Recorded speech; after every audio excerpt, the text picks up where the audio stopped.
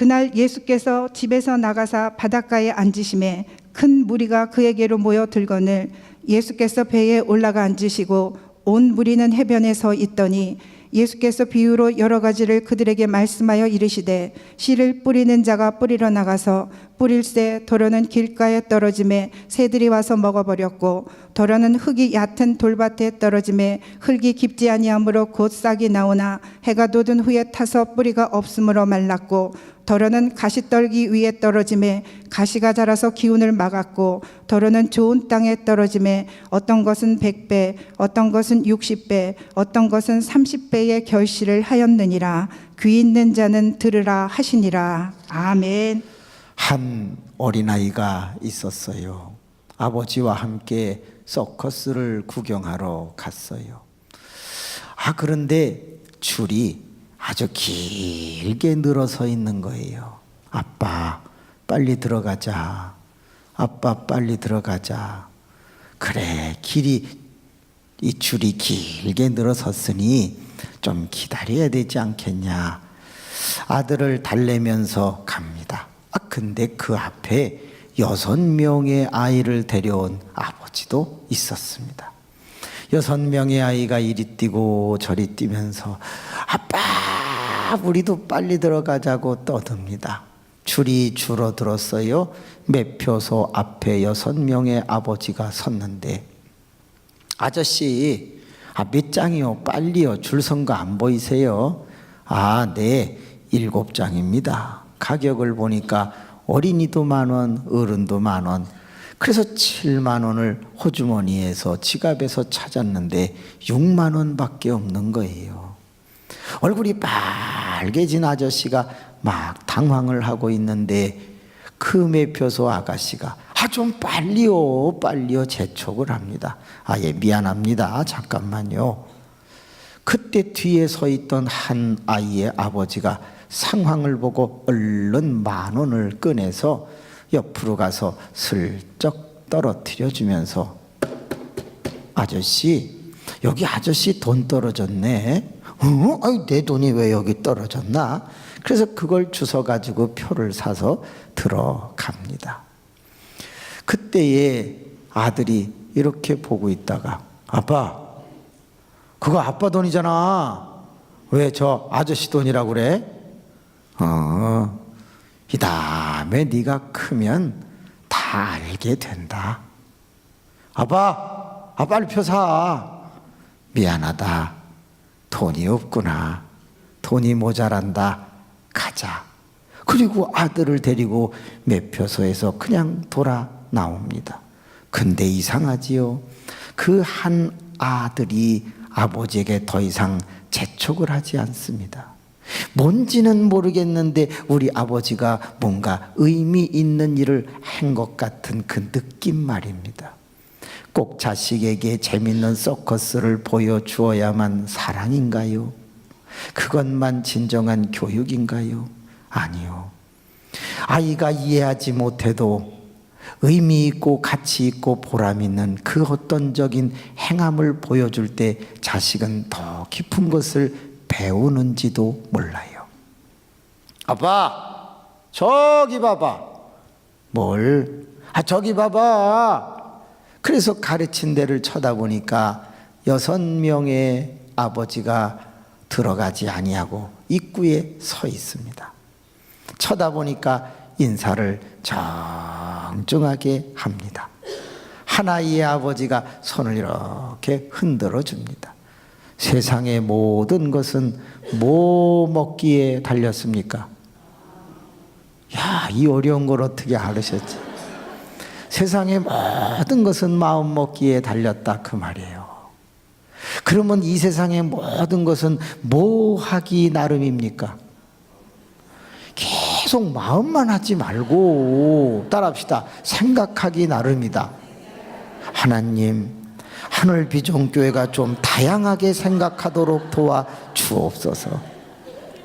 어느 날 예수 그리스도께서 집에서 막 말씀을 전하고 계셨는데 귀신 들린 사람 하나가 거기 앉아 있었어요. 그 소리를 지르고 설교를 방해하고 그러자 주님이 악하고 더러운 영아 나가라 하고 명령을 내렸어요. 그러자 그 사람이 힘이 쫙 빠지더니 아주 새로운 모습으로 다시 일어서게 됩니다. 그때에 그 자리에 있던 한 악한 사람 하나가 탁 일어나더니 예수! 당신은 귀신의 왕의 힘을 빌려서 귀신을 쫓아냈지. 바알세불 바알부올의 힘을 빌렸을 거야 하면서 예수를 아주 안 좋은 쪽으로 몰아갑니다. 그때 주님이 그 사람을 이렇게 쳐다보다가 한 말씀 하시죠. 이보게 같은 편이 싸우면 그 나라가 어찌 설 수 있겠나. 나는 귀신의 왕의 힘을 빌린 것이 아니라 전능하신 하나님의 사랑으로 이 영혼을 치료했네. 그러자 그 악한 자가 찍사고 앉았어요. 자, 예수님이 열심히 영혼들을 살리고 세우고 고치고 구원하고 그러는데 악한 자들은 예수를 자꾸 안 좋은 쪽으로 보고 있으니 예수님의 마음에 아픔이 생기는 거죠. 속 상하는 거죠. 그래서 주님은 그날 그 집에서 나와서 어디론가 갑니다. 어디로 가셨을까요? 예? 그렇죠. 아유, 1절을 한번 보시기 바랍니다. 13장 1절 시작. 그날 예수께서 집에서 나가사 바닷가에 앉으시매. 집에서 나와서 어디로 갔어요? 바닷가로. 어느 날? 그날. 그러면 그날이 어느 날이냐? 바로 12장 뒤에 배경이 나오는데 집에 가서 읽으세요. 자, 그러면 퀴즈 들어갑니다. 이 예수님은 집에서 나와서 왜 바닷가로 가셨을까요? 따라합시다. 바람 쐬러 가셨다. 왜 웃으세요? 여러분 성경을 자세히 한번 볼까요? 1절, 2절을 읽어보겠습니다. 띄워주시지요. 시작. 아니 1절, 2절 띄워달랬는데 시작.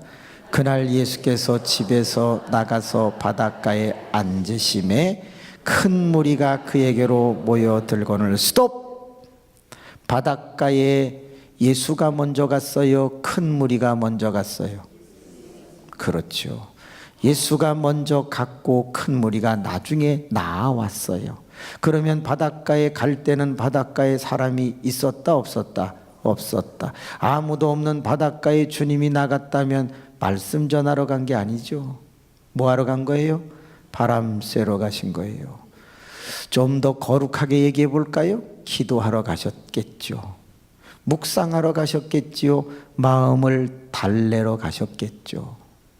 근데 그걸 쉽게 우리식으로 얘기하면 바람을 쐬러 간 것이 맞다 그 말이에요.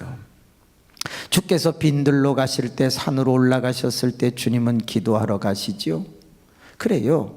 좋게 말하면 경건하게 기도하러 가셨고 묵상하러 가셨고, 일반적으로 얘기하면 마음을 달래려고 바닷가에 간 거예요.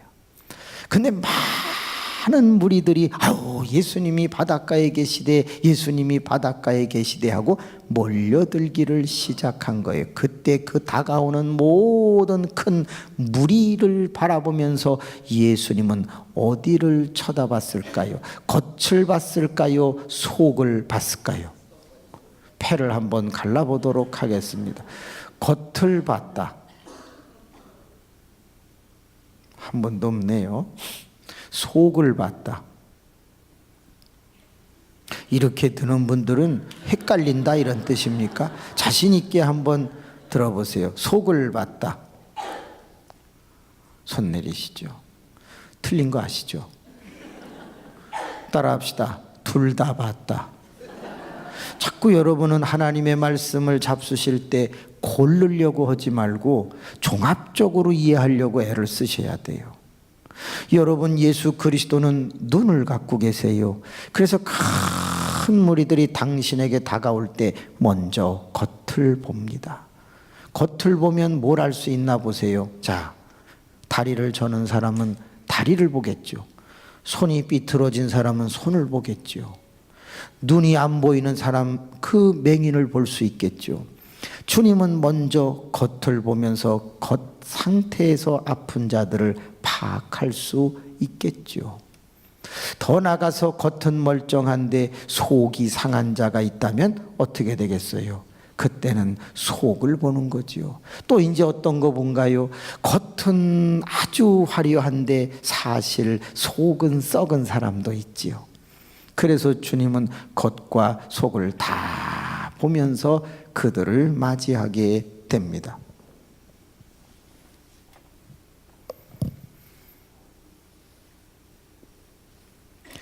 이게 뭐죠? 하트요? 영어 쓰지 마세요. 어지러워요. 하트 아닙니다. 이게 뭐예요? 마음 아닙니다. 이게 뭐예요? 사랑 아니에요. 따라합시다. 복숭아. 그 여러분은 왜 자꾸 고정관념을 가지고 뭘 보려고 하는지 모르겠어요. 따라합시다. 복숭아.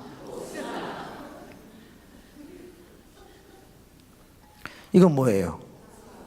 복숭아 같은 소리 하지 마요. 한 번 나온 건 또 안 나와요. 좀 딴 걸 해봐요. 뭐예요? 배 같은 소리 하지 마요. 이건 어린애 엉덩이를 그려놓은 거예요. 지금 이쪽에서 가스가 나오는 거예요. 여러분은 좀 왜 그렇게 이상하네 진짜. 이거 뭐예요?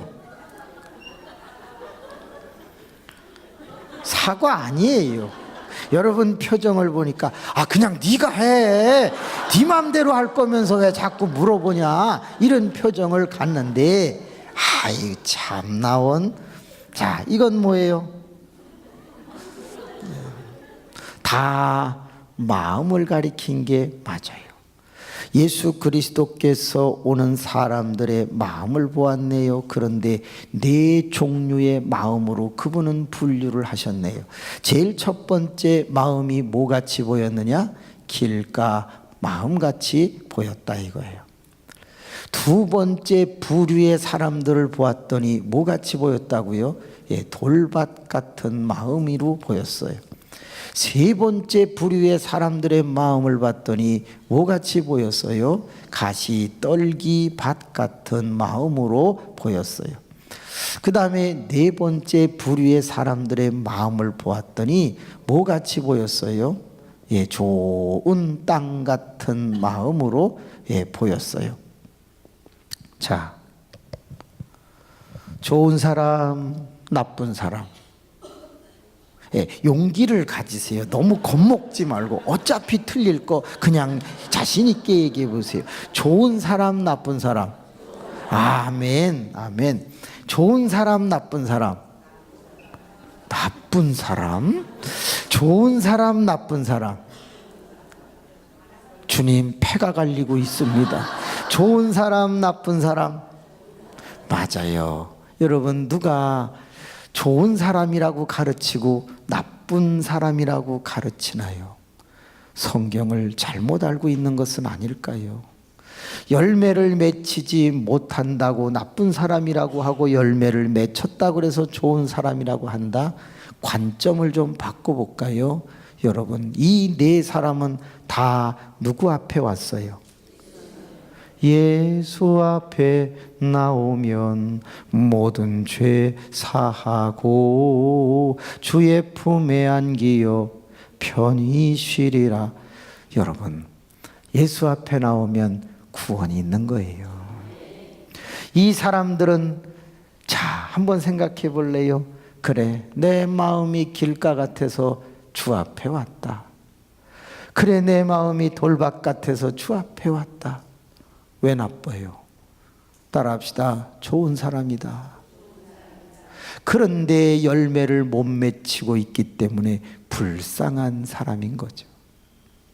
조금 관점을 달리해 볼까요? 그러면 나쁜 사람들은 누구일까요?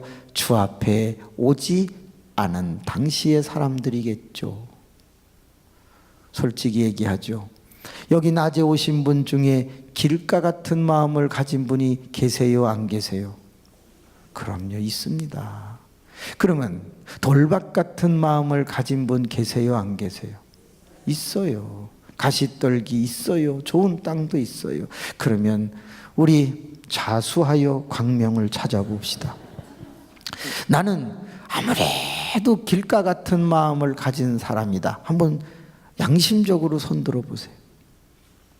하나님, 어떻게 이렇게 뻔뻔할 수가 있습니까? 그럼 좋아. 나는 아무래도 짱돌밭 같은 마음을 가지고 있는 것 같다. 나는 가시떨기 같다. 좋아. 그럼 난 좋은 땅이다. 하나님, 이 교회는 손을 들지 않습니다. 그래요. 잘 모르니까 그렇겠죠. 잘 모르니까. 금방 찾을 수 있는데 말씀을 들어보고 한번 생각해 보지요. 오늘 이 말씀을 깊이 이해하려고 하면 사실 기존의 틀을 가지고 본문을 보면 곤란해요. 이 본문을 푸는 데는 몇 가지의 키워드가 있는데 이 다빈치 코드 같은 묘한 비밀 세 가지를 먼저 우리가 이해할 필요가 있어요. 여러분, 그 첫 번째는 뭐냐면 예수님은 설교를 하실 때 이렇게 하셨어요. 길을 걸어가다가 들에 핀 백합화를 보면 바로 뭐라 그러셨냐면, 너희는 들에 핀 백합화를 보라. 저가 심지도 아니오 거두지도 않 길쌈도 하지 않 천부께서 먹이시고 입히시나니 너희는 귀하다. 또는 솔로몬의 입은 영광이 이 꽃만 같지 못하다 그러시죠. 새 한 마리가 날아가면 끼륵 날아가면은 공중나는 새를 보라. 그리고 말씀하시고 너희는 많은 참새보다 귀하다. 이렇게 말하는 걸 뭐라고 그래요? 시청각 교육이라고 그래요. 이상하죠? 지금 예수님은 어디 계시나요? 바닷가. 그러면 무슨 설교를 해야 되죠? 물고기 설교를 하는 게 자연스러워요. 그래야 사람은 이해하기가 쉽거든요. 그래서 밴댕이를 보라, 납새미를 보라, 꽁치를 보라, 멸치를 보라, 칼치를 보라, 이런 식으로 설교가 되어져야 된단 말이에요. 그런데 바닷가에서 어업 얘기를 하지 않고 농업 얘기를 했다? 이게 특이한 거예요. 두 번째, 말씀을 가르치는 사람은 서 있어요? 앉아 있어요? 서 있죠. 그 말씀을 듣는 사람은 앉아 있어요? 서 있어요? 그러면 오늘 본문은 어떻게 돼 있어요? 거꾸로 돼 있다는 거 아시나요? 예수님은 뭐 하고 계세요? 앉아 있어요. 사람들은 서 있어요. 그러면 성경은 항상 그렇게 예수님이 가르치실 때는 앉으셨나? 아니요. 주님도 많은 경우에 서 계셨는데 세 군데만 앉아 있다고 되어 있는데, 산상수훈 마태복음 5장 예수 그리스도께서 산에 올라가 앉으시니 제자들이 나온지라 입을 열어 가르쳐 가라사대 심령이 가난한 자는 복이 있나니 천국이 저희 것이며 거기에 앉아 있다고 되어 있어요. 주일날 오후 2시에 누가복음 5장 1절에서 11절 예수 그리스도께서 두 배가 있는데 시몬의 배에 올라가 앉으시니 거기 그렇게 돼 있어요. 항상 앉아 계시는 것이 아니라 그분은 늘 서서 말씀을 전하시지만 앉았어요. 왜 앉았을까? 그게 두 번째 비밀이에요. 세 번째, 농부가 밭에 가서 씨를 뿌릴 때는요, 엉뚱한데 길가나 돌밭이나 가시떨기에 씨를 뿌릴 확률이 있나요? 없나요? 없습니다. 어느 정신 나간 농부가 그 소중한 씨앗을 좋은 땅 외에 다른 데다가 뿌리겠어요? 그럴 일은 없어요. 어쩌다가 실수로 하나 두 개 떨어진다? 그러면 이 비유는 논리가 맞지 않아요. 적어도 비유의 논리가 맞으려면 여기 떨어지는 것이 얼추 퍼센테이지가 분배될 수 있을 때 이런 논리를 쓰는 거예요. 어쩌다가 한 개 전부 다, 그러면 여러분 이런 논리는 맞지 않는 거거든요. 그건 수학에서 배우시고요. 자, 그렇다고 하면 상당수가 여기도 떨어졌다라고 본다면 이거 이상하잖아요. 그게 세 번째 이상한 거예요.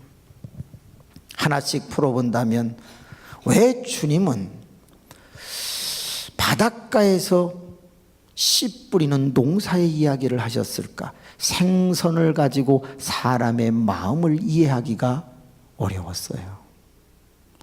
두 번째, 앉아서 할 때는 목소리가 멀리 가지 않아요. 앉아서 하면 뒤에 있는 사람이 보이지 않아요. 그러면 무슨 뜻이 되겠죠? 9절 한번 읽어보세요. 시작. 바로 관심 있는 자가 들어라, 이런 말이에요. 들으려고 하는 사람에게 들릴 것이다라는 집중력과 연관이 있어요. 제 얘기가 아니라 신학학 박사 이상훈 교수의 글에 나옵니다. 그렇다면 왜 씨가 엉뚱한 데 떨어졌을까? 농사법이 다르다라는 거예요.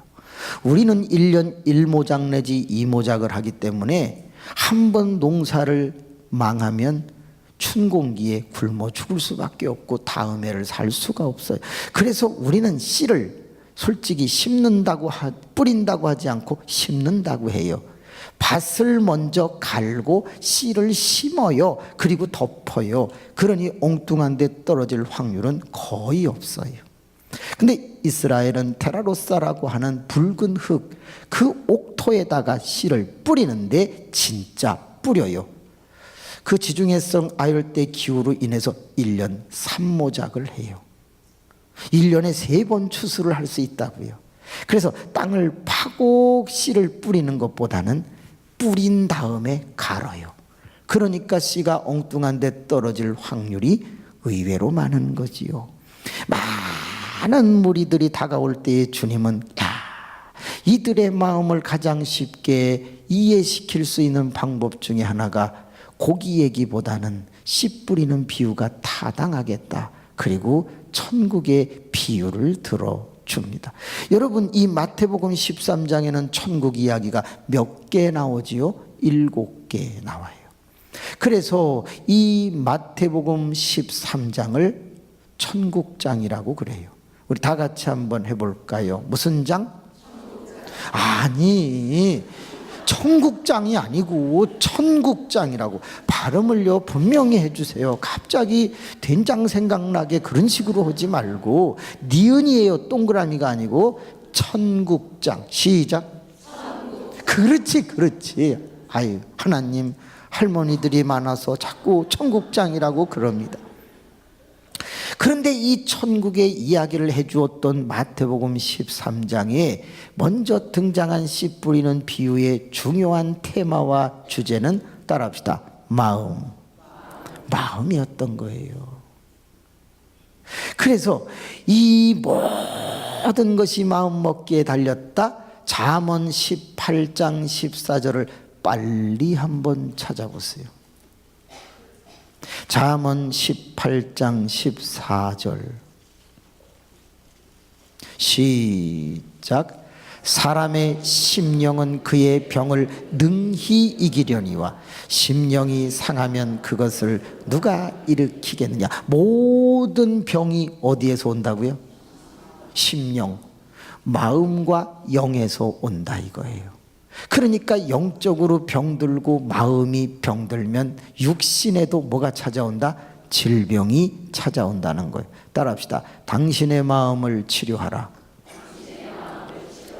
오늘 너무너무 잘 오셨어요. 드디어 육신의 병도 마음에서 온다고 볼 때, 이 영혼에서 온다고 볼 때 오늘 영과 마음을 치료하는 시간을 가질 것인데, 한 3, 40분 뒤에 치료가 시작됩니다. 그때 길가나 가시떨기나 돌밭은 다 치료를 받고 좋은 땅도 치료를 받아요. 여러분, 좋은 땅은 나쁜 게 있을까요? 없을까요? 있죠. 왜? 근거를 보면 혹 100배, 혹 60배, 혹 30배, 또 반대로 혹 30배, 혹 60배, 혹 100배. 이상하잖아요. 뭐가? 씨를 뿌리고 돌보시는 이가 예수님, 농부로 비유되어졌어요. 예수님 입에서 나오는 말씀이 씨앗으로 비유되어졌어요. 그럼 예수님 농부 문제없고 좋은 말씀의 씨앗 문제없죠. 그럼 밭이 좋은 땅이라고 전제했을 때 추수는 다 100이 돼야 돼요. 근데 왜 혹 30, 혹 60 그러죠? 좋은 마음에도 뭐가 있다? 문제가 있다는 걸 얘기해요. 따라합시다. 인간은 다 문제가 있다. 그래요. 그런 전제하에서 오늘 예수 앞에 나온 여러분들의 마음을 40분 안에 치료해 보려고 해요. 이따가 치료를 할 때 좀 아파요. 그러니까 부교육자는 일단 문을 걸어 잠그세요. 그 도망가는 분들이 있어요. 그래서 칼로 푹 쑤시는 것 같이 아파요. 아마 이 자리에 반 이상은 치료가 될 거예요. 아멘 안 해도 치료돼요. 예, 예, 참. 자, 그러면 먼저 내가 네 가지 중에 어떤 마음인지를 알아야 거기에 맞는 치료를 하겠지요. 사람의 마음이 길가같이 되었다라고 하는 것은 어떤 마음이 되었다는 걸까요? 따라합시다. 딱딱하다. 딱딱하다. 길은 딱딱해요. 이 딱딱하다는 걸 상담학적 용어로 바꾸면 수용력이 없다는 뜻이에요. 뭔 얘기를 해도 받아들이려고 하지 않아요. 다른 사람에 대해서 뭐가 없어요? 포용성이 없어요. 이런 것들이 현저하게 없거나 떨어지는 것을 딱딱하다고 말을 해요. 여러분, 제가 공을 한번 던져보면 이 딱딱한 데다가 탁 던지면 공은 어떻게 되죠? 튀어나오죠.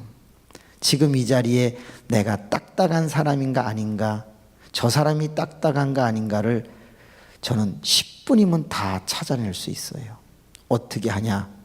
여러분은 이미 다 알 텐데 이 공이라고 하는 걸 말이라고 생각해 보세요. 그리고 상대방에게 말을 탁 던졌는데 말이, 답변이 공격적으로, 직선적으로, 부정적으로 탁 쏘면서 나오면 거의 다 마음이 딱딱한 거예요.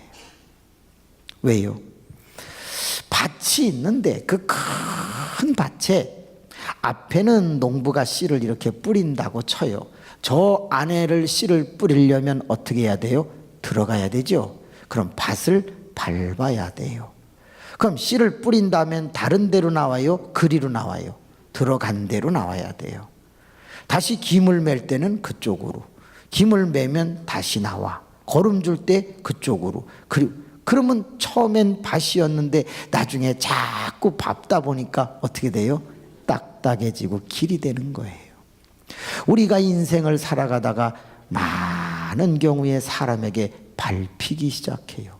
믿었던 남편에게 밟히고, 자식들에게 밟히고, 친구에게, 친지에게, 심지어는 부모님에게도 밟히게 돼요.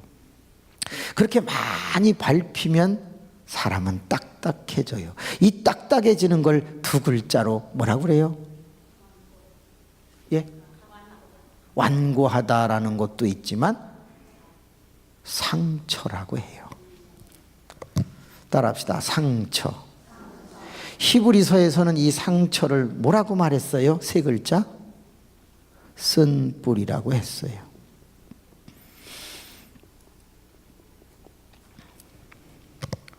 사람이 뛰다가 넘어지면 피부가 벗겨져요. 까졌다고 그러죠. 그 까진 데에 조금 상처가 나중에 딱쟁이가 생기면 어떻게 돼요? 딱딱해져요. 우리의 마음속에 많은 꾸둑살이 배기네요. 상처를 받으면서 딱딱해지네요. 제가 아는 한 분이 있었어요. 그분은 열심히 충성하는 분이었어요. 그래서 저는 그분을 매우 존경했죠. 어느 날이었어요. 한 집사님이 다가오시더니, 목사님, 나 교회 옮길래요. 아, 왜요? 아, 나는 저 집사님 꼴보기 싫어서 못 살겠어요.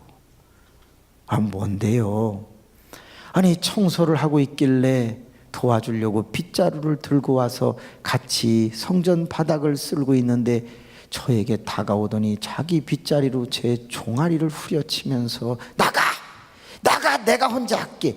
그러면서 나를 자꾸 때려서 내보내요. 좀 정신병자 같아요. 에이, 그럴 리가 있어요. 목사님은 목사님한테 잘하고 교회 잘 나오니까 모르지요.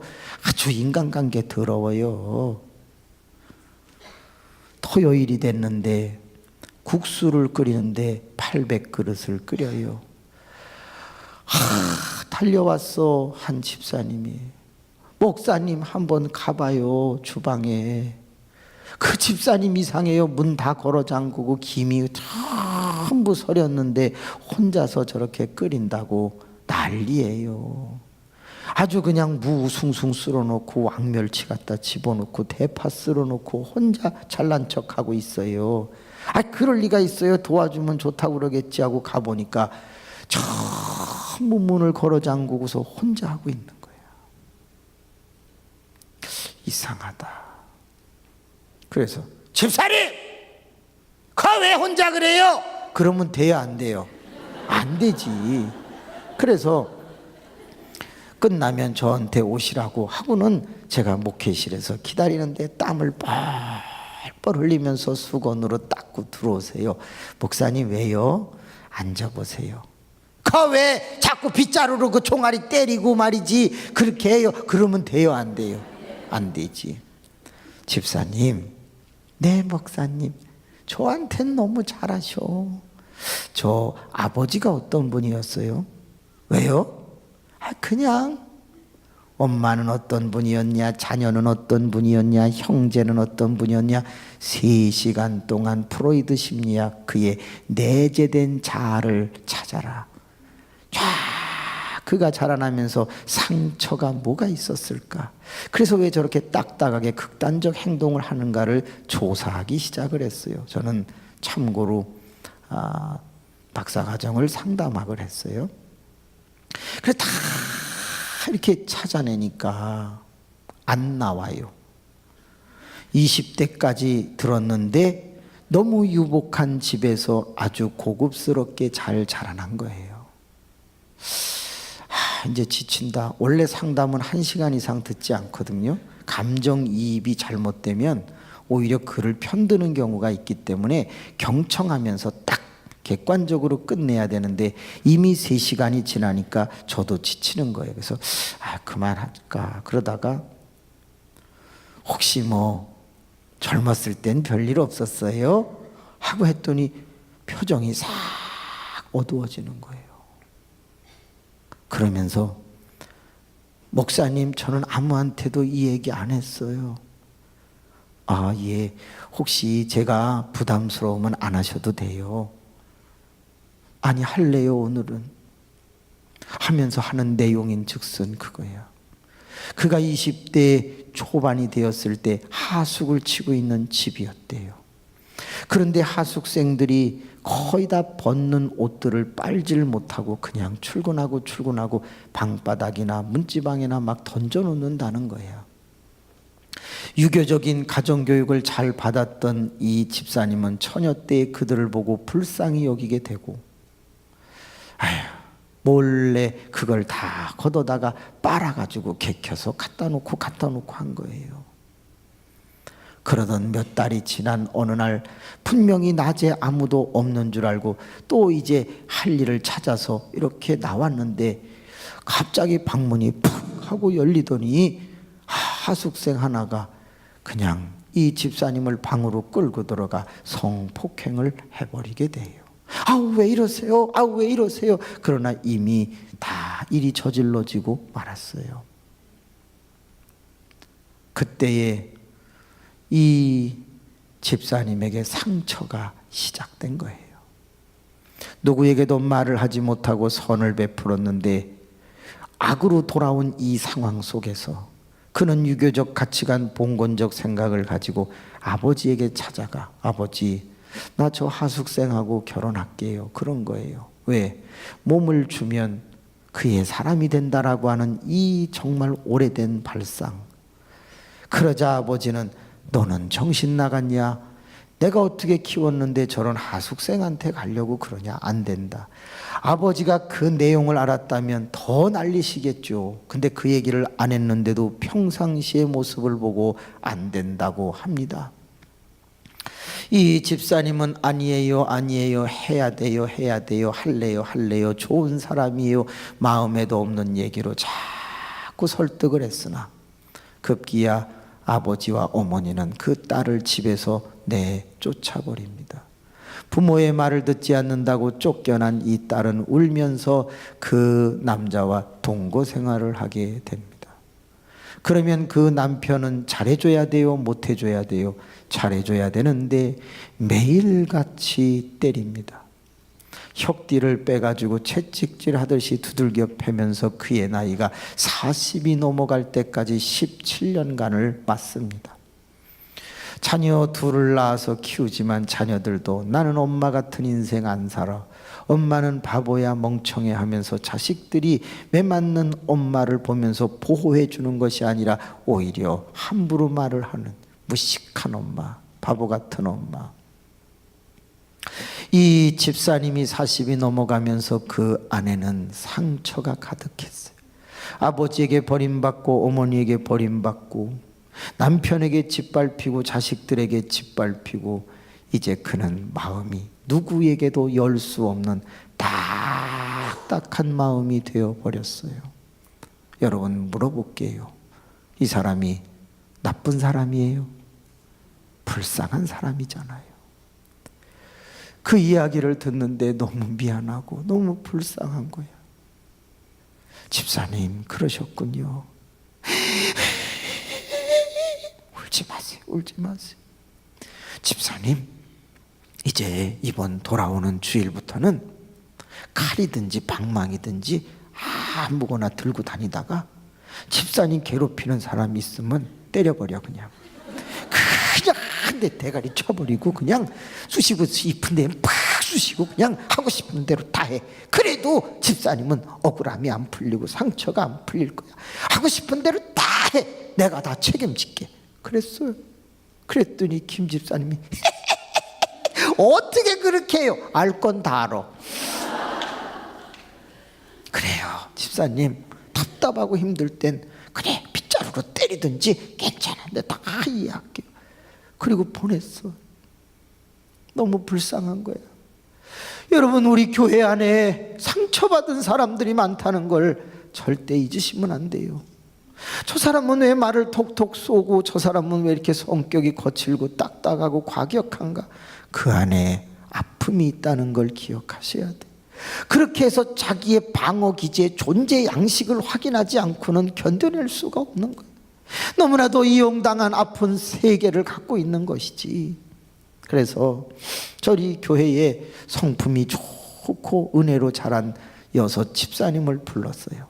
집사님, 예 목사님, 내가 부탁이 하나 있는데 다 말할 수는 없고 우리 교인 뭐뭐뭐 집사님이 상처가 너무 많다. 근데 우리가 그를 치료해 줘야 될 것 같은데 나를 좀 도와줄 수 있냐? 도와드려야죠. 그러면 일단 우리가 치료하도록 한다. 여러분 이렇게 상처가 많은 사람은 뭘로 치료해야 될까요? 그래, 사랑으로 치료해야 돼요. 사람에게 상처를 입은 거기 때문에 누가 사랑을 해줘야 되냐? 사람들이 사랑을 해줘야 돼요. 이 사랑이 아니면 절대 상처는 치료되지 않아요. 제가 제일 좋아하는 복음성가가 있어요. 그대 내 옆에 선 순간 그 눈빛이 너무 좋아 사랑밖에 난 몰라. 이거 누가 불렀어요? 심수봉이가 불렀어요. 심수봉이가 부른 복음성가 CD를 들어보신 분, 정말 그 묘한 감미로움이 있어. 백만송이 백만송이 백만송이 백만송이 막 이런 것도 있어. 여자는 배, 여자는 항구, 남자는 배. 바뀌었나? 하여튼 그런 것도 있고. 근데 복음성가를 너무 독특한 그 코맹맹이 소리로 부르는데요, 그 은혜가 되더라고요. 사랑밖에 나 몰라. 다 같이 시작. 그래요. 상처를 치료하는 데는 뭐밖에 없다? 사랑밖에 없어요. 그래서 6명에게 이제부터 저분을 만나면 사랑을 해줘야 된다. 목사님 사랑을 어떻게 해줘요? 치료하는 방법 1년 6개월 정도는 걸리는데 저게 17, 8년 오래된 거라 좀 오래 걸린다. 1년 6개월이면 되는데 첫째, 만나면 웃어줘라. 대신에 소리를 내지 말라. 무슨 얘기냐? 딱 만났는데 웃어줄 때 이렇게 웃으면요, 그건 비웃는 게 된다 이 말이에요. 그래서 만나면 입만 착 벌리는 거예요. 이렇게 다 같이 시작. 이렇게 웃어줘야 돼요. 두 번째, 말을 해야 돼요. 사랑해요. 부드럽고 따뜻하게 해줘야 돼요. 한번 따라합시다. 부드럽고 따뜻하게. 자, 옆 사람을 한번 쳐다보세요. 아직 웃지 마. 아직 웃지 마. 아직 웃지 말고 이게 무뚝뚝하게 딱 쳐다본 다음에 하나 둘 셋 하면 이렇게 웃어야 되는 거예요. 소리 나면 안 돼요. 옆 사람 보고 웃어. 자, 그 다음에 말을 하셔야 돼. 부드럽고 촉촉하고 딱딱하게가 아니라 따뜻하게 사랑한다고. 시작. 사랑해요. 아, 좋아. 그 다음에 세 번째가 뭐겠어요? 허깅을 딱 해줘야 돼요. 자, 실습하겠습니다. 옆 사람 쳐다봐요. 웃어요. 사랑한다고 말하면서 안아주세요. 사랑해요. 그래, 이거야. 됐어, 잘했어요. 이제 그만 떨어지세요. 자꾸 이렇게 너무 오래 붙어 있지만 찹쌀떡도 아니고. 이거를 해야 된다고 제가 말씀을 드렸어. 그랬더니 우리 교인들이 그거야 뭐 어렵겠냐고 하겠다고 전부 그랬어요. 한 2달쯤 있다가 집사님 한 분이 왔어요. 와가지고 목사님, 씨, 나 안 할래요. 아, 왜요? 내가 상처돼서 못 살겠어요.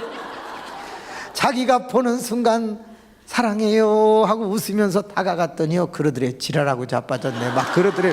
그 자기 못하겠대. 자기가 상처가 된다는 거예요. 집사님은 그 이길 수 있잖아, 이해할 수 있잖아, 받아주세요라고 얘기를 했어요. 그 갔어. 또 왔어. 얼마 있다가 목사님, 왜요? 또 욕먹었어요? 그게 아니고요, 제가 화장실에 들어가서 볼일 보고 나오는데 그 집사님이 쑥 들어왔어요. 옷을 다 챙기고 나오지도 못하는데 갑자기 그분을 보는 순간 웃어야 되니까 그냥 갑자기 웃으려니까 얼굴에 경련이 일어났어요. 그러면서 사랑해요. 그리고 대충 하고서 손을 벌렸는데 그때 그 집사님이 그러더라는 거예요. 정말이야? 아니기만 해. 아니면 내가 그때는 가만히 안 있어. 그러더니 그분이 이 집사님 품에 싹 안기는 거예요. 그때 눈에서 눈물이 확 쏟아지는 거야. 그래, 집사님, 내가 진짜 사랑해줄게. 변하기 시작했다고 온 거야. 거봐, 변한다고 했잖아요. 그분은 저희 교회의 사랑의 어머니가 돼서 권사 1호가 됐어요. 한 번은 교회에 안 좋은 일이 생긴 거예요. 그런데 그것을 그 권사님이 했다고 소문이 돈 거예요. 권사님, 일로 오세요. 그 사랑해드렸더니 교회 일을 저질러요. 야단을 쳤어요. 예배 시간에 대예배하다 말고. 그런데 그분이 탁 일어나더니 앞으로 나와요. 그 맨 앞에 무릎을 딱 꿇더니, 목사님, 잘못했습니다. 그래요? 그거 똑바로 하세요. 그리고 예배가 끝났어. 젊은 한 집사님이 목회시로 달려왔어. 목사님, 죄송해요. 그 권사님이 한 게 아니고 제가 그랬는데 목사님이 권사님을 너무 총애하시니까 그분이 했다고 그러면 넘어갈 줄 알고 제가 거짓말 소문을 냈다는 거야. 그 집사님 왜 그런 행동을 하세요? 이실직고 했고 양심 선언했으니까 제가 용서해 드릴게. 그냥 가세요. 그 권사님을 불렀어요. 권사님, 왜 아까 그랬어요? 본인이 하지도 않았으면서. 미안합니다. 목사님, 제가 거기서 안 그랬다고 그러면 목사님은 뭐가 되겠어요? 잘 알아보지도 않고 소리나 지르는 분으로 교인들이 알지 않겠어요? 그래서 제가 그렇게 했어요. 그리고 제가 누군가는 책임져야 될 거라면 제가 했다고 그러면 당사자는 앉아서 회개하지 않겠어요?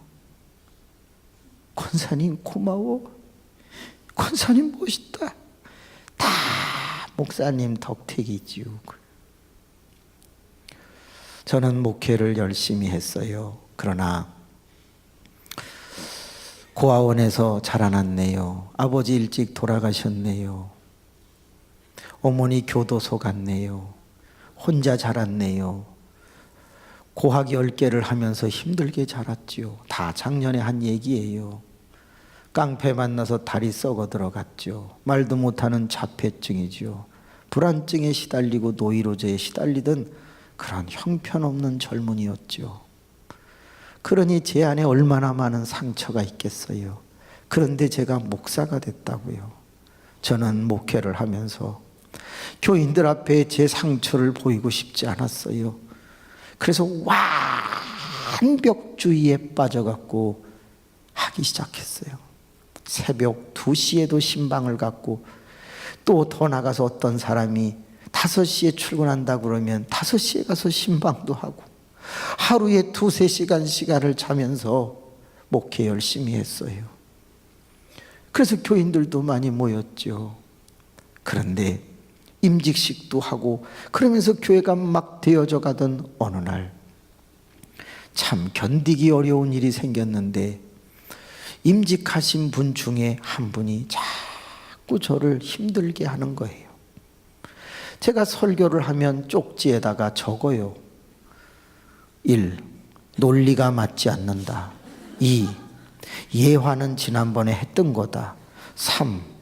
자기중심적인 표현을 가끔 쓴다. 뭐 이런 걸 써가지고 나갈 때 목사님 똑바로 하세요 이러면서 주고 가요. 그거를 매주마다 5년을 받았어요.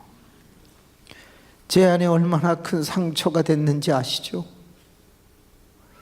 그 쪽지만 받으면 깜짝깜짝 놀라고, 이제는 단에 서서 이렇게 돌아보다가 그분만 와 계시면 막 말을 더듬게 되는 거예요. 어느 날이었어요. 설교를 마치고 서 있는데 그분이 저한테 쪽지를 주시는 게 아니라 옆에 딱 서시더니 프린트물을 이만큼 가지고 와서 나가는 사람에게 하나씩을 주어요. 읽어보세요. 읽어보세요. 집사님 그건 뭐예요? 그랬더니 이거요? 새벽을 깨우리로다 김진홍 목사님 설교인데요, 목사님 거보다 훨씬 나아요. 제가 얼마나 상처가 되겠어요. 그런데 그 많은 교인들 중에 그 사람 한 사람을 막아주는 사람이 없다는 게 더 상처가 된다는 거 혹시 아세요? 아, 왜 이러세요? 여기다 놓고 참고하라고 갑시다. 그 많은 남자 중에 그거 하나 막아주는 사람이 없다 그 말이야. 참고 참고 참고 그랬어요. 새해가 되었어요. 저희 교회는 새해가 되면 다 인사하러 와요. 세배 드리러 와요. 장로님 부부는 장로님 부부대로, 권사님 권사님대로 다 와서 함께 인사를 하세요. 그러면 제가 세뱃돈을 신권 10,000원짜리로 해서 한 300-400만 원 갖고 있다가 한 분당 이렇게 10,000원씩을 꼭 드려요. 그러면 그분들은 반드시 봉투로 50,000원씩 돌려줘요. 할렐루야. 그래서 저는 새해를 되게 좋아해요.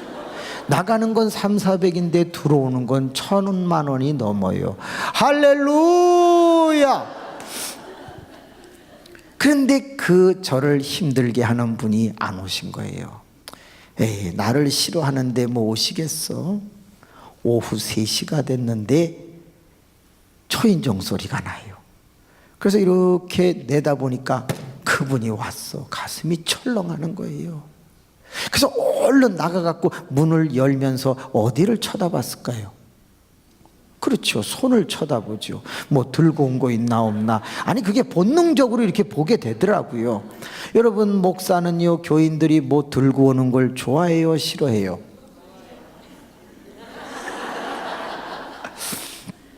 아이, 뭘 좋아해요. 들고 와봐야 사과, 배, 키위, 거봉, 메롱 이런 거 들고 오는데 뭐 목사가 뭐 과일 가게 차릴 일 있어요? 안 들고 오는 게 좋지. 안 들고 오면 뭐 들고 와요? 할렐루야! 봉투 들고 오지. 두꺼운 게 좋아요, 얇은 게 좋아요? 뭘 또 두꺼운 게 좋아요? 아이고, 두꺼운 건 뭐예요? 그렇죠, 10,000원짜리나 현찰. 얇은 건요? 할렐루야.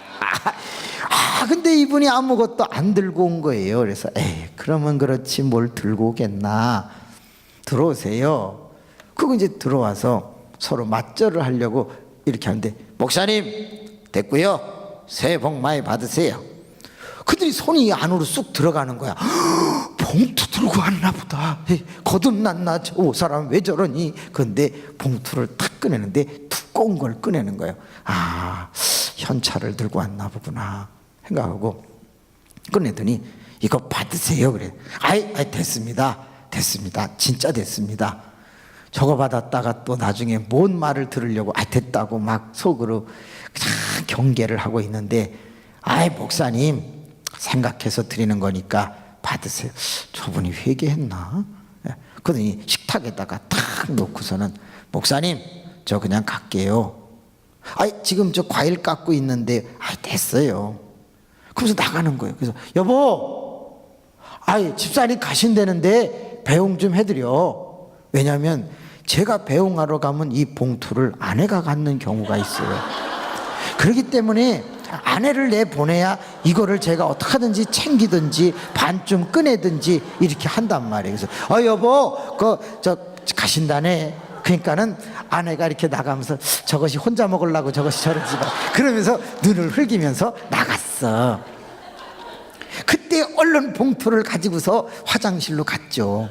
화장실로 가서 얼만가 하고 딱 꺼내다가 편지인 거를 알았어요. 3장의 편지가 나왔습니다. 뭐야 이거?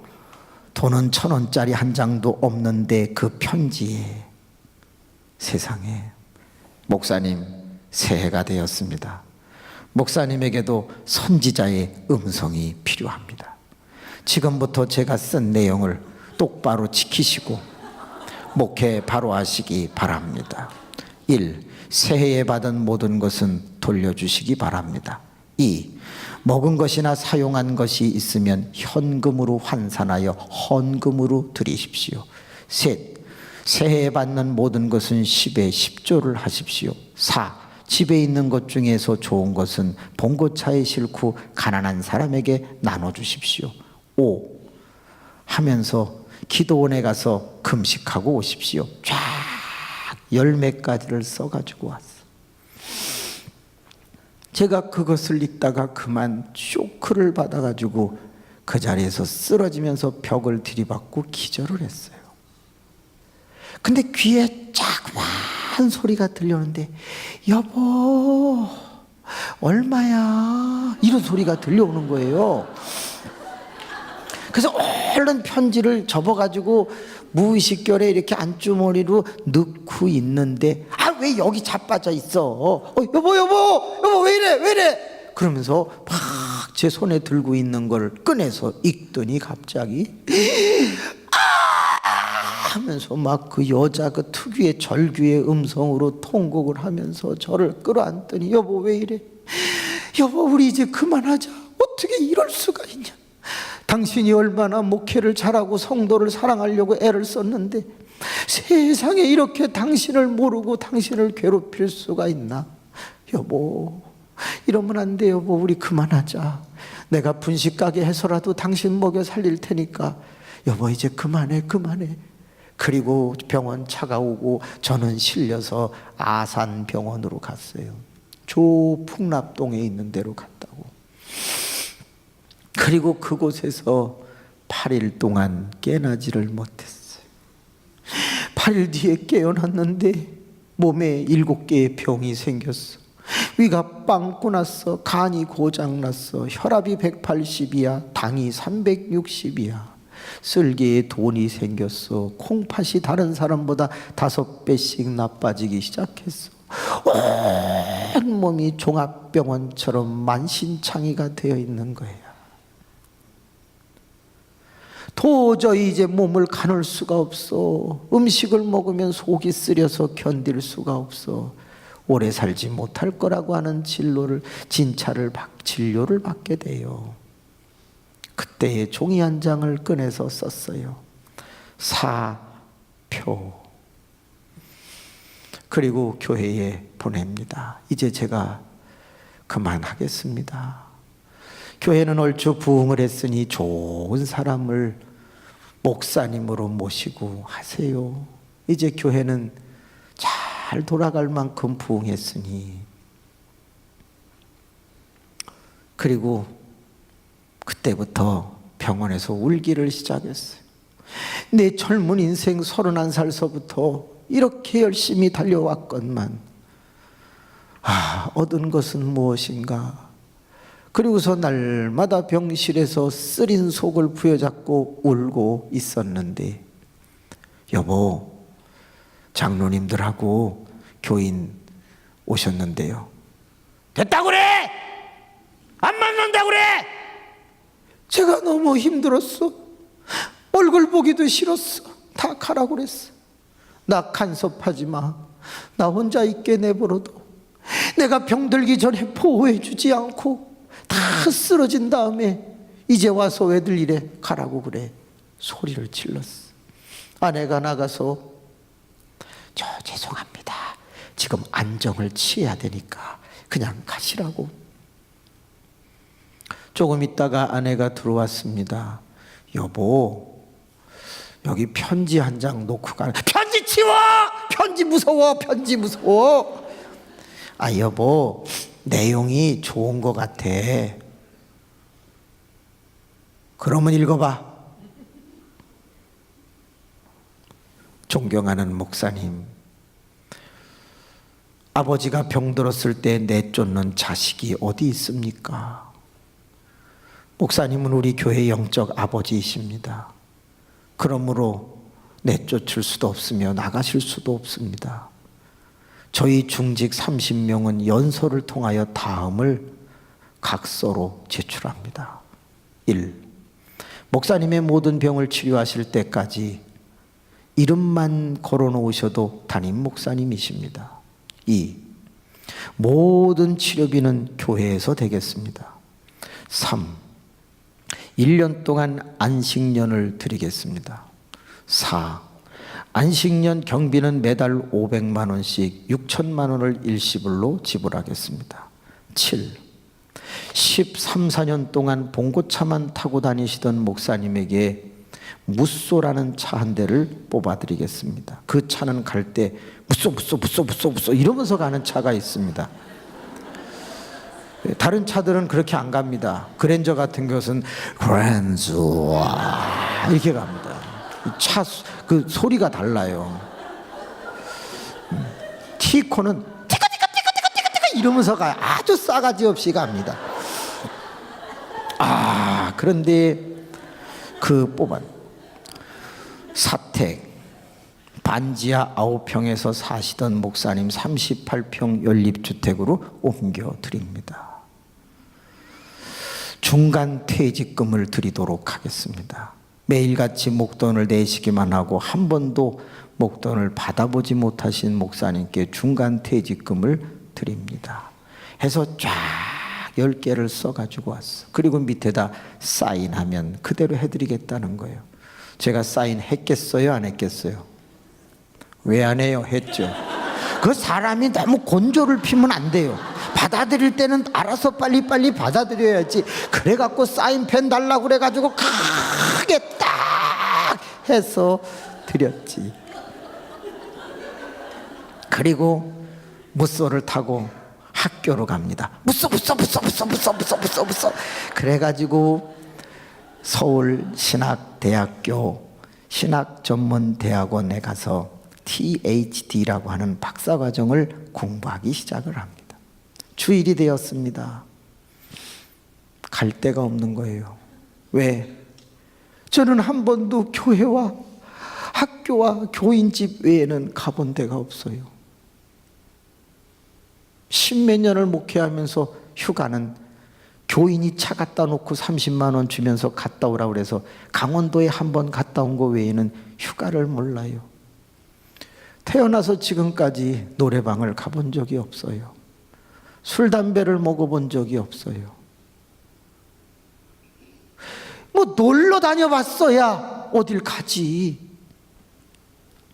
그래서 무소를 끌고 어디로 갔냐? 다시 교회로 간 거예요.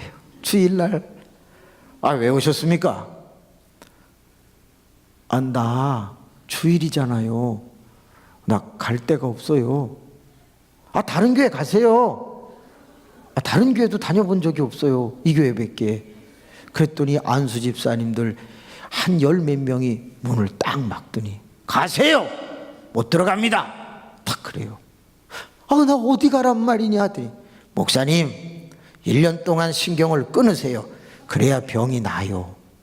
우리가 싫어서가 아니라 들어오시면 의자 줄 맞춰라, 또 뭐 전구 갈아라, 자꾸 이것저것 그거 다 신경 쓰면 병이 안 나시니까. 그러니까 목사님 가서 편안히 신경 좀 끊고 그러시다 오세요. 그래갖고 쫓겨가지고 무쏘 그래갖고 갔어요. 그때부터 주일날, 주일 오후, 수요일, 금요일 갈 데가 없어서 한국에 잘 나가는 교회 250교회를 탐방하기 시작합니다. 그게 제 인생의 터닝 포인트를 만들었습니다. 한국 교회가 어떻게 변하고 있는가를 알게 만들어주는 놀라운 기회였어요. 그리고 1년이 지난 다음에 드디어 금이 환영하듯이 교회로 돌아옵니다. 돌아왔어요. 그때 한 사람이 목사님 그러면서 막 달려오는 거야. 누구였을까요? 예? 예? 편지 썼던 사람. 속색이지 좀 마세요. 그분은 교인이 쫓아냈어요. 목사님 쓰러지게 했다고 나가라고 그래서 갔어요. 누가 달려왔냐? 바로 그 성폭행을 당했으나 사랑의 어머니가 된 분이 목사님! 그러면서 뛰어오더니 저를 안고 목사님 잘 오셨어요? 건강은 어떠세요? 하고 묻는데 그때 이제 겨우 좀 돌아와서 그냥 조금씩 먹는 상태가 된 거예요. 1년 동안 학교 체프를 인도하고 돌아온 거죠. 목사님 뭐 드시고 싶으세요? 제가 나물 종류밖에는 잘 못 먹습니다. 소화를 아직 잘 못해서요. 그랬더니 알았어. 그 뒤로 1년 동안 어디서 구했는지 18개의 나물을 잘 삶아서 부드럽게 해서 오곡밥을 해가지고 찬압에 담아서 1년 동안 나에게 실어날렸어. 그것을 먹고 다시 일어나서 부흥사의 길을 갈 수가 있게 되었고 9교회를 개척해서 다 일어나게 되었던 거예요. 사랑. 여러분 사랑밖에 없는 거야. 죽을 수밖에 없는 목사가 살아난 것도 사랑. 이 많은 상처를 치유한 것도 사랑. 그분이 성폭행 당했어도 사랑의 어머니가 된 것도 사랑.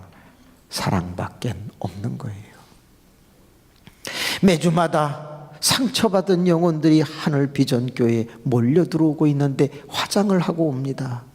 그래서 잘 몰라요.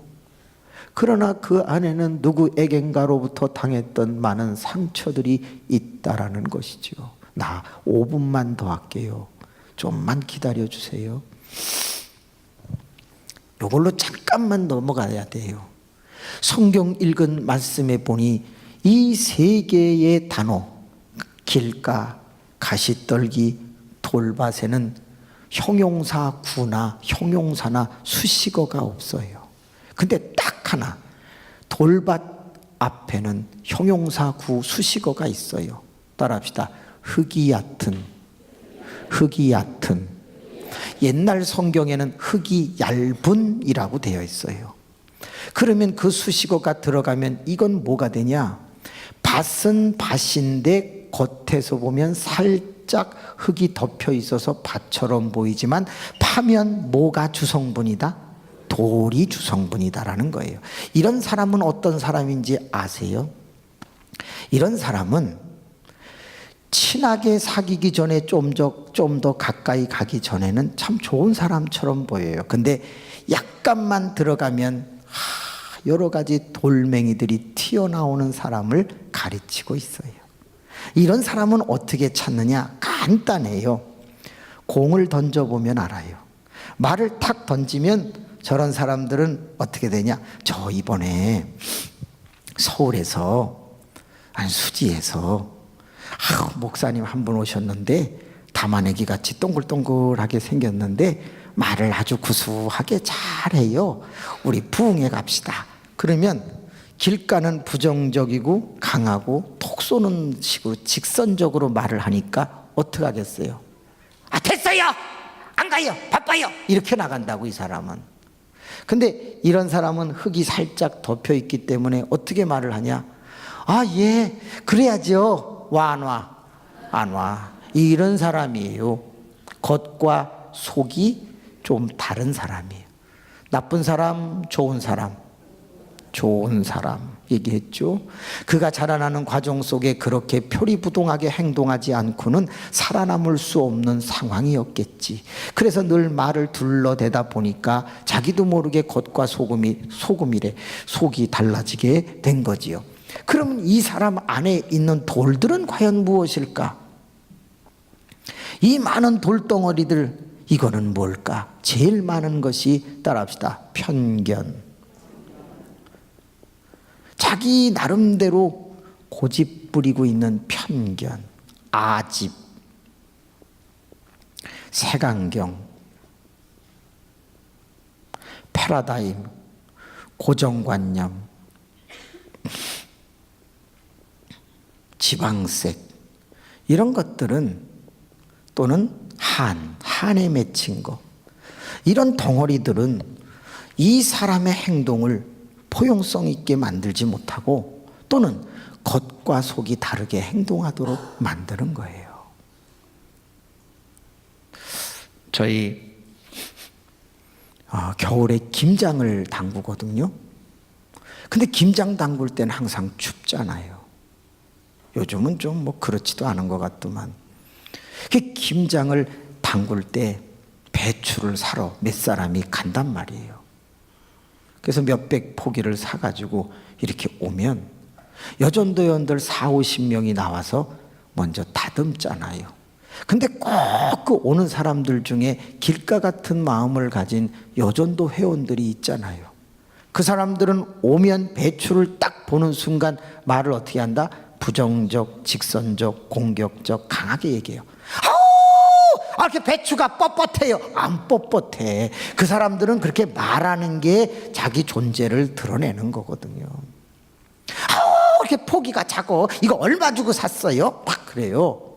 그래서 1250원 주고 샀다든지 뭐 3000원 주고 샀다든지 얘기를 하면 이거 백화점 문 닫을 때 가면 750원이면 사는데 그런 걸 속아가지고 지랄이고 막 그러면서 이 사람은 쏘는 게 은사야. 쏘는 게. 나쁜 사람, 좋은 사람. 좋은 사람, 불쌍한 사람. 그러나 근데 이 사람은 어떻게 하냐? 이제 길가가 막 그렇게 얘기를 하다가 어떤 분이 와서 그래 배추가 좀 뻣뻣하지. 이해해. 그러면 그러고서 이제 가라앉아. 그 다음에는 누가 나타나냐? 이제 돌밭이 쓱 나타나. 그래가지고 그냥 밤새 절인 배추 아래 거 위로 올리고 위 거 아래로 올리고 막 그래서 다 저런 걸 빨아가지고 이제 하는데 큰 들통에다가 태양초고 춧가루를 넣고서 거기다가 무를 당근을 들어가지고 막 이렇게 버무린단 말이죠. 그때에 드디어 돌밭이 하나 나타납니다. 젓갈 넣읍시다. 젓갈 넣채는 거요. 그럼 또 한쪽에선 비린내 나요. 뭔 젓갈을 넣어요. 그냥 담백하게 해요. 그러면서 젓갈파, 비젓갈파로 이렇게 나뉘게 된단 말이에요. 근데 젓갈을 넣는 것도 무슨 뭐 멸치 액젓이라든가 이런 거는 이해가 가지만 뭐 밴댕이 넣자, 칼치 넣자. 여러분 칼치 넣는 지방도 있더라고. 어머나 막 맛있다고 칼치를 대가리 탁 잘라가지고 막 집어넣는 뭐 그러면서 막 젓갈 넣자는 데가 있다고요. 굴은 맛있지만 막 그래요 이렇게. 그러면은 그때 한 여자가 탁 나타나갖고 젓갈 넣어요. 그러면 전부 평정이 되는 거예요. 그 한 여자가 누구예요? 따라합시다. 사모님. 저는 부산파인데 저는 피난 가서 나왔으니까 부산인데 아내는 군산이에요. 젓갈 넣어요. 딱 그러면 다 넣어야 돼. 사모님이 얘기. 그래서 우리 교인들은 김치 담글 때 꼭 사모님 없는 날을 길일이라고 생각하고 한다. 그래갖고서 점심때에 다 이제 꼬갱이 넣어야, 뭐 꼬갱이에 넣고 뭐 다 해야 되고 속 넣어야 되고 꼬갱이에 또 싸서 먹어야 되고 보쌈 먹어야 되고 그런 이제 점심시간인데 밥 다 먹고 나서 어머 비젓갈파들은 도마 들고 다 집에 가. 왜들 가세요? 젓갈파끼리 다 잘해보세요. 그러고 가. 그러면 그냥 젓갈파끼리 남아가지고 팍 깔깔대고 웃으면서 콧구멍에 고춧가루 발라가면서 그렇게 열심히 해. 여러분 그게 다 지방색이거든요. 한 해는 넣고 한 해는 안 넣든지 반만 넣고 반만 안 넣으면 되지 그걸 갖고 왜 싸우냐고. 그래서 이쪽을 가리켜 성경은 약간 표현을 어떻게 했냐면 따라합시다. 의식적이다, 가식적이다, 형식적이다. 나쁜 사람이라기보다 그렇게 살아난 거예요. 자, 돌박 같은 사람들은 어떻게 치료할 수 있을까요? 저 돌멩이를 까 부숴야 되는데 뭘로 고치면 되겠어요? 이거는 사랑으로 고친다. 이건 뭘로 고쳐요? 예? 뭔 또 사랑이야. 한 번밖에 안 나온다니까. 이거는요, 이런 고정관념, 편견, 생각, 경험에 의한 누적된 가치관, 이런 거는 전부 말씀으로만 고칠 수 있어요. 그래서 성경 공부를 많이 할 필요가 있어요. 하나님의 말씀을 가르쳐주면 정신이 많이 포용성 있게 가치관이 넓어지면서 치료가 되는 거죠.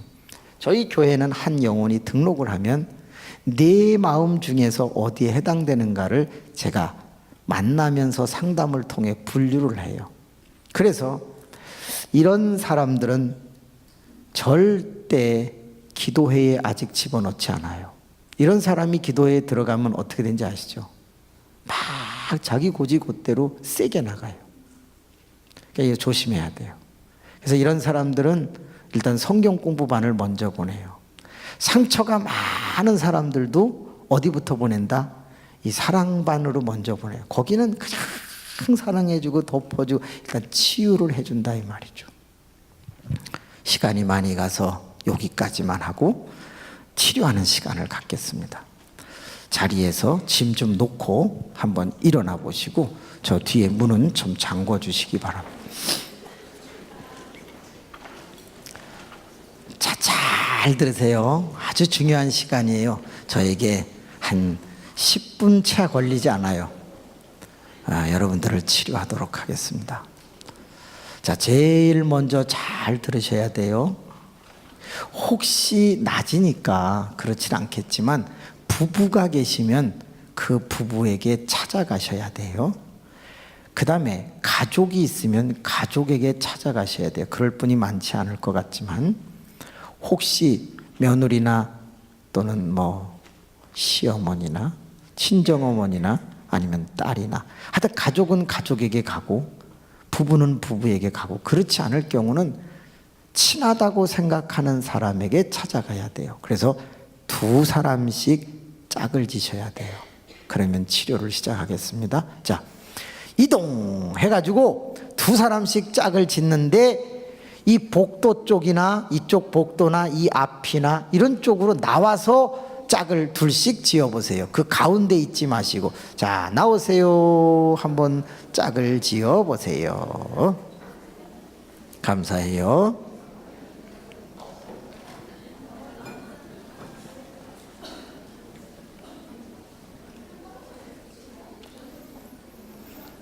자, 짝을 지어 보세요. 다 나오세요. 둘이 마주 보세요. 마주 보세요.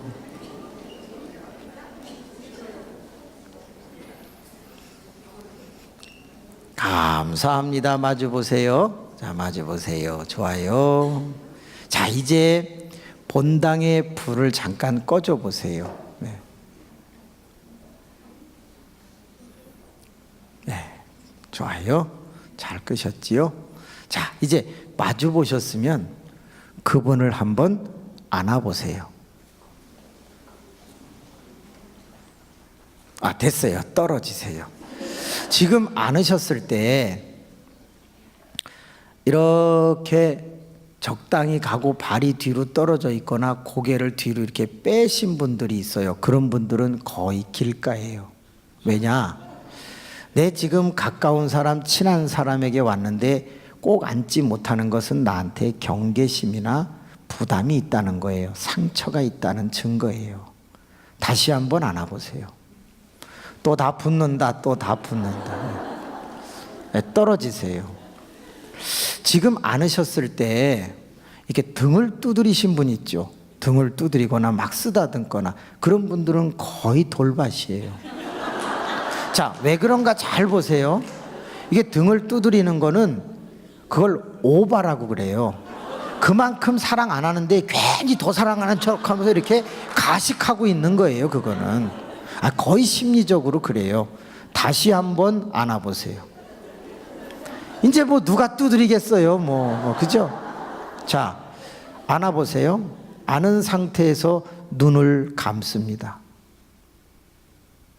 그러면 그분의 심장이 느껴질 수 있어요. 그리고 지금부터 중요해요. 내 품에 있는 사람을 내가 사랑한다. 그렇다면 이분은 지금까지 살아오면서 어떤 상처를 받았을까? 나는 이 사람을 사랑한다고 하면서 어떤 위로와 어떤 도움을 주었던가? 내 품에 있는 사람은 세상을 살아오면서 가난하다는 이유 때문에 무시를 당하지 않았을까? 못생겼다는 이유, 많이 배우지 못했다는 이유, 그런 것 때문에 조롱을 받지는 않았을까? 남편을 사랑한다고 사랑해 주겠다고 해서 결혼했는데 매일같이 비교당하면서 무시당하면서 심지어는 매맞는 일도 있지 않았을까? 나는 자식을 얻기를 원해 자식을 얻었는데 그 자식이 오히려 문제아가 돼서 나의 근심거리가 되지는 않았나? 주님같이 믿자고 아무리 설득해봐도 자식은 곁길로만 가고 나에게 상처만 남긴 그런 자녀들 없는가? 사실은 말은 하지 않지만 교회 올 때마다 교회 안에서도 누군가에게로부터 상처를 받고 있는 것은 아닐까? 떠날 수도 없고 포기할 수도 없는 이 신앙의 길, 내 품에 있는 사람이 절규하면서 지금 나에게 안겨 있다.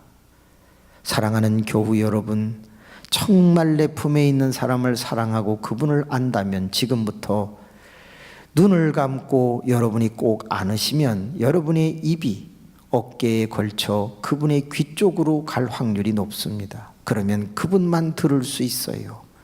그분에게 그동안 미안했다고, 내가 잘해주지 못해서 미안했다고, 이제는 당신을 정말 사랑하겠노라고 하면서 사과하고 회개하고 하나님 앞에 이 영혼 좀 위로해달라고, 이 영혼 치료해달라고 간절히 기도할 때 성령이 운행하시면서 여러분의 묵은 모든 상처를 녹이실 것입니다. 꼭 품에 안으시고 우리 다 같이 한 3분, 4분 동안 내 품에 있는 사람을 향해서 정성껏 회개와 축복의 기도를 해주시기를 바랍니다. 기도하겠습니다. 은혜가 많으시고 자비로우신 아버지 하나님, 내 품에 사랑하는 사람이 있습니다. 함께 신앙생활을 하면서도 이 사람의 마음속에 어떤 아픔이 있는지 헤아려 본 적이 없는 것 같습니다. 그러나 오늘 마음을 치료하기 위하여 하나님의 말씀을 듣고 이 영혼을 돌봅니다. 거룩하신 아버지, 살아오면서 이렇게 저렇게 밟힌 아픈 상처들이 하나님의 은혜와 능력 가운데 치료되게 도와주시기를 원합니다. 하나님이여, 돈 때문에 상처를 입었습니다. 믿었던 사람들에게 배신을 당하여 아픔을 겪었습니다. 아버지 하나님, 정말 부모님에게 상처를 입었을 수도 있고, 아버지 하나님 남편에게 또는 아내에게, 자녀들에게 주연 상처를 입었을 수도 있습니다. 그러나 우리가 주님 앞에 달려나와서 주 안에서 위로를 받고 이렇게 이겨내며 견뎌내고 있습니다. 아버지 하나님, 저 딸을 위로하여 주시옵소서.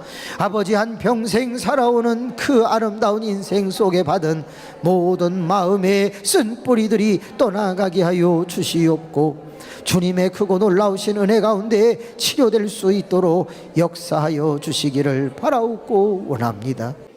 거룩하시고 자비로우신 아버지, 내가 잘못했습니다. 내가 미안합니다. 이제는 당신에게 잘하기를 원합니다. 아버지 하나님이요, 그동안 내 안에 쌓여있던 이 답답하고 억울하고 한 맺힌 모든 것들 다 하나님이 치유하여 주시기를 원하며 참 평안을 허락해 주시기를 원합니다.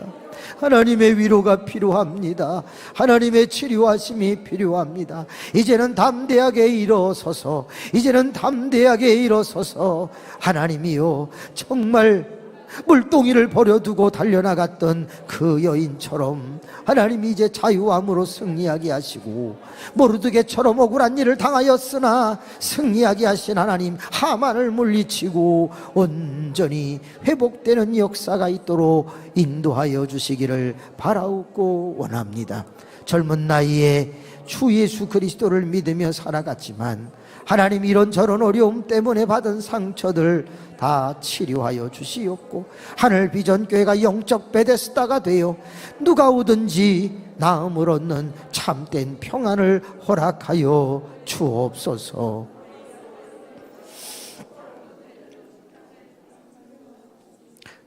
저를 따라서 기도해 주시기 바랍니다. 하나님 아버지, 제 품에는 사랑하는 사람이 있습니다.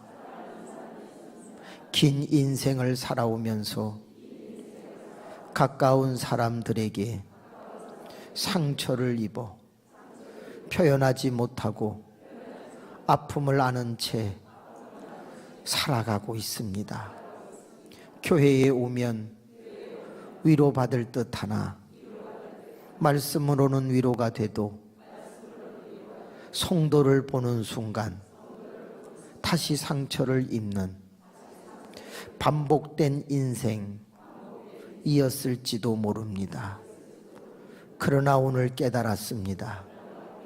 내 품에 있는 사람을 내가 잘해주지 못했다는 그 기억들, 사과합니다. 미안합니다. 내가 잘해줄게요. 우리가 다시 태어나도 당신을 사랑하겠노라고 고백할 수 있는 진정한 형제가 될게요. 내 품에 있는 사람, 물질의 문제든지 인간관계의 문제든지 그 어떤 상처도 이제는 주님이 씻어주시고 시원하게 평안을 얻어 새로운 피조물로 저녁을 맞이하도록 인도하여 주옵소서. 거룩하시고 자비로우신 아버지 하나님, 내 품에 있는 사람을 다시 만나도 하나님 어떤 일이 있어도 같이 나누며 위로하며 살겠습니다. 힘을 내도록 도와주시옵소서. 주께서 이 자리에 있는 모든 분 머리와 가슴에 주의 영을 담으소서.